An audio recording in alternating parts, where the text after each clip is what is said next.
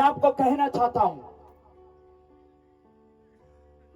जो वचन हम सुनते हैं उस वचन से हमें लाभ पहुंचना चाहिए, उस वचन से हमारी उन्नति होनी चाहिए। क्या होनी चाहिए? उन्नति। आपको पता है शैतान गड़बड़ी फैलाने वाला बंदा है। कितने लोगों को मालूम है? शैतान का शुरू से एक काम है गड़बड़ी करना। बोलो गड़बड़ी करना। गड़बड़ी करना। और जब भी आपके जीवन में कोई गड़बड़ी होती है ना, तो समझ लेना वो अपने आप नहीं आई है, वो शैतान की तरफ से आई है। और बाइबल में लिखा है कि शैतान का सामना करो। जब वो गड़बड़ी का टाइम आता है, हमें शैतान का सामना करना है, शैतान का सामना करना है। और बाइबल कहती है वो तुम्हारे पास से भाग जाएगा। गड़बड़ी रहेगी कि भागेगी? बोलिए। गड़बड़ी का आना कोई अचंभे की बात नहीं है और घबराने की बात नहीं है, परंतु गड़बड़ी का रहना घबराने की बात है। गड़बड़ी का सामना करो वो भाग जाएगी। हालेलुया। परंतु अगर गड़बड़ी रहेगी, अगर गड़बड़ी रहेगी तो शायद आप रबड़ी बन जाएंगे, वो आपको रबड़री बना देगी।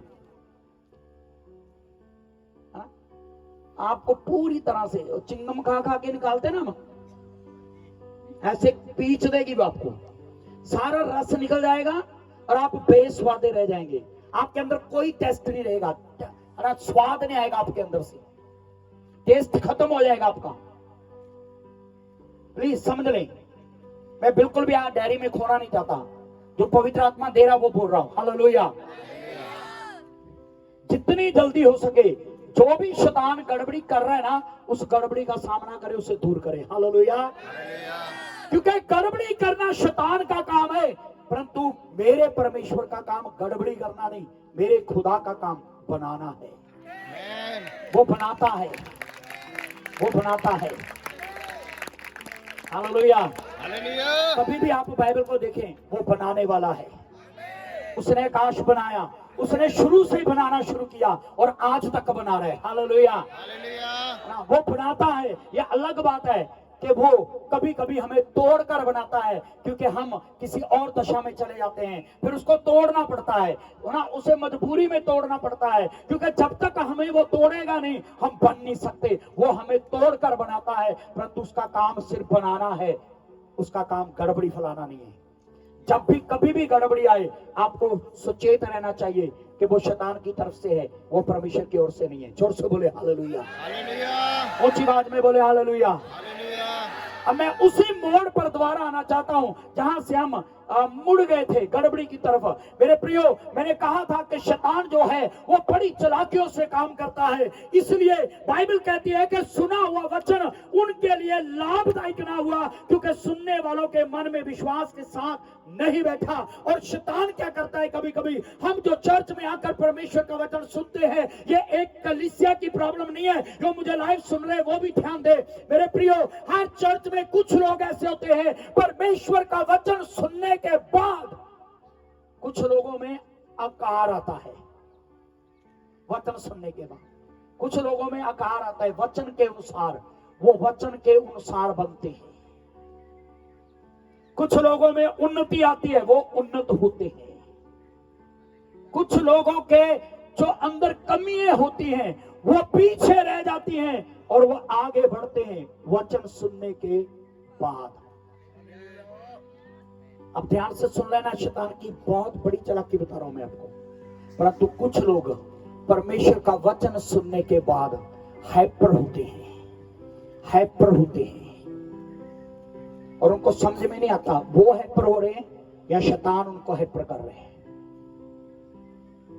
हाइपर होते हैं, वचन का विरोध करते हैं, वचन के अगेंस्ट खड़े होते हैं, वचन को और ही तरीके से लेते हैं, और उनका जीवन शैतान की चुगलों में फंस जाता है और फिर वो आगे बढ़ नहीं सकते, उनकी उन्नति नहीं हो सकती है।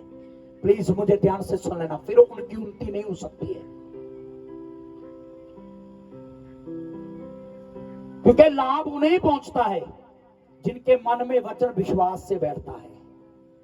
इसलिए मैं आपको कह रहा हूं, आप किसी का भी विरोध करें, किसी का भी करें, मैं इजाजत नहीं दे रहा हूं, पर मैं एग्जाम्पल दे रहा हूं। विरोध नहीं कर रहा, हम प्रभु के लोग हैं, परंतु परमेश्वर के वचन के अगेंस्ट कभी ना जाएं, वचन का विरोध कभी ना करें।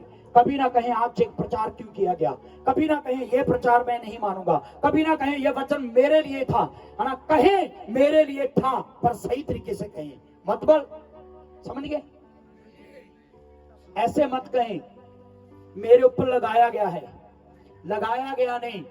हमें उस वचन को नम्रता से इस प्रकार लेना चाहिए, आज प्रभु ने मुझसे बातचीत की है, आज मेरा परमेश्वर मुझे समझा रहा था, मेरा अब्बा पिता मुझे समझा रहा था। शैतान हमें हैपर करता है, दुष्ट हमें हैपर करता है, परंतु मैं आपको बताना चाहता हूं, यदि कभी भी आपको लगे कि आज प्रभु आपसे बातें कर रहा है, आपको हैपर नहीं होना है, आपको आप ऐसे महसूस करें, आपको ऐसे लगना चाहिए, आपको ऐसे लगना चाहिए कि आज मेरा पिता आया था, आज मेरा पिता आया था और उसने मेरे कंधे पर हाथ रख के मुझे कुछ समझाया है, मुझे कुछ समझाया है, ताकि मैं उन्नति करूं, ताकि मैं उन्नति में बढ़ूं। हालेलुया, जोर से बोले हालेलुया। क्या कोई समझ रहा है? यहाँ पर पीछे जो चेयर पर बैठे सो रहे हैं, समझ रहे हैं?